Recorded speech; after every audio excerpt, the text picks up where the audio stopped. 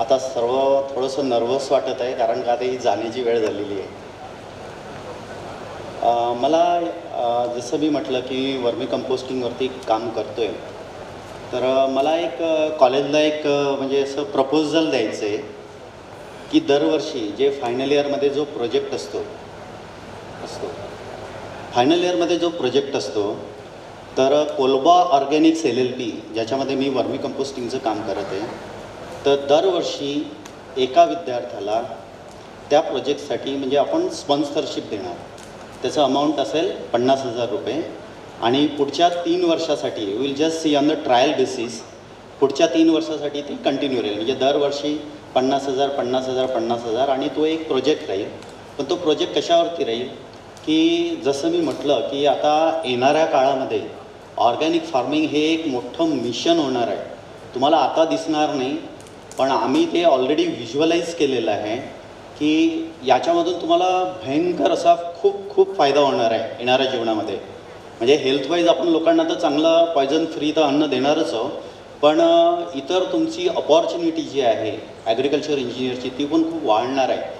तर माझं असं मन म्हणते आहे की ही सुरुवात मीच करतो की दरवर्षी एक प्रोजेक्ट वर्मी कंपोस्टवर राहील.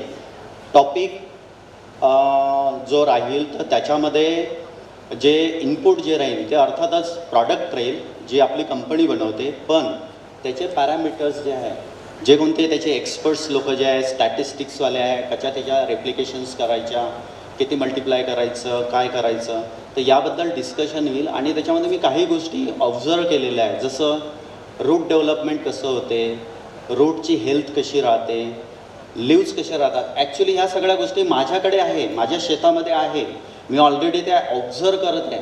बट त्याला कुठलंही कॉलेजचं किंवा ॲग्रिकल्चरचं असं त्याला ऑथेंटिकेशन नाही आहे. तर I want to make this in a big way की ज्याला ॲग्रिकल्चर कॉलेज ऑथेंटिकेट करेल आणि म्हणेल की बाबा हे जर वापरलं तर compared to this is the result, आणि त्याचं एक प्रॉपर डॉक्युमेंटेशन होईल. आता तुम्ही म्हणाल की बाबा हे तर तू करणार आहे, हा झाला तुझा फायदा, ह्याच्यामधून तुला काय भेटणार आहे. मला त्यांनी फक्त एवढंच सांगायचं आहे की ते सॅम्पल जे आहे त्या कोलबा ऑर्गॅनिक्स LLPकडनं आम्ही घेतले होते, त्याच्यामध्ये आम्ही याच्या अशा ट्रायल्स घेतल्या आणि त्या ट्रायल्स घेतल्यानंतर आमच्या असं लक्षात आलं की याचं रूट डेव्हलपमेंट जे आहे, फॉर एक्झाम्पल ते जर चांगलं होत असेल किंवा त्याच्यातून निघणारा आउटपुट हे जर जास्त न्यूट्रिशनल असेल, असे टॉपिक राहतील. त्याच्यानंतर तुमच्या सॉईलचं टेक्स्चर जर तुम्ही जर स्टडी करत असाल तर त्या टेक्स्चरमध्ये स्ट्रक्चरमध्ये काय फरक पडलेला आहे हे मिळेल.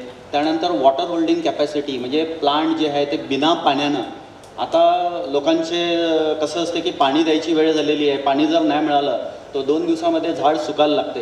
पण सर वर्मी कंपोस्टच्या बाबतीमध्ये ते 15 ते 20 दिवसपर्यंत बिना पाण्याने पण राहू शकते. म्हणजे हे ऑलरेडी मी एक्सपिरियन्स करत आहे मागच्या 4 वर्षापासून, जे काय त्याच्यावरती माझे स्वतःचे जे प्रयोग सुरू आहे. पण कसं आहे, त्या प्रयोगाला काही अर्थ नाही. मी इथे येऊन तुम्हाला काही बोलणार, तुम्हाला ऐकायचं आहे तर तुम्ही ऐकणार, त्याला हो करणार, पण आपल्याला ते आता एक प्रॉपर दिशेने जायचं आहे. तर हा उपक्रम जो आहे तो पुढचे 3 वर्ष राहील. एका विद्यार्थ्याला त्याचे 50,000 रुपये भेटतील. आता त्यांनी ते कशासाठी खर्च करायचे, फॉर एक्झाम्पल त्याला कुठे जायचं आहे, फील्ड ट्रायलसाठी जायचं आहे, त्याच्यावरती मॉनिटरिंग जे आहे ते कॉलेज डिसाईड करेल. माझं फक्त एवढंच काम राहील, जसं त्याचं प्रोजेक्ट स्टार्ट होतं आहे त्यावेळेस त्याला 50% देणार आणि त्याचं सगळं सिनॉप्सिस आहे, त्या सगळ्या गोष्टी जर फायनल झाल्या त्यानंतर 50% देणार. मी विचारणार नाही की तुम्ही ते कुठं खर्च केलेलं आहे, मला फक्त एवढंच पाहिजे की तो रिसर्च झाला पाहिजे. जसं तुम्ही म्हटलं सर, काळगंडे सर, की खूप सारी जमीन जी आहे, आता आपण पूर्ण बागा वगैरे करतो, त्याच्यातलेच तुम्ही झाडं निवडायची. 10 झाडं संत्र्याची निवडा, 10 झाडं दुसऱ्या फर्टिलायझरसाठी निवडा आणि त्याचं कम्पॅरेटिव्ह स्टडी करा. एवढा भयंकर रिसर्च स्कोप आहे याच्यामध्ये. आणि ते केल्यानंतर तो जो विद्यार्थी जो राहील, तो जर आपल्याकडे जर आला तर त्याला आपण प्लेसमेंट देणार आणि हँडसम सॅलरी पण राहील. That is what I want to ensure. Thank you.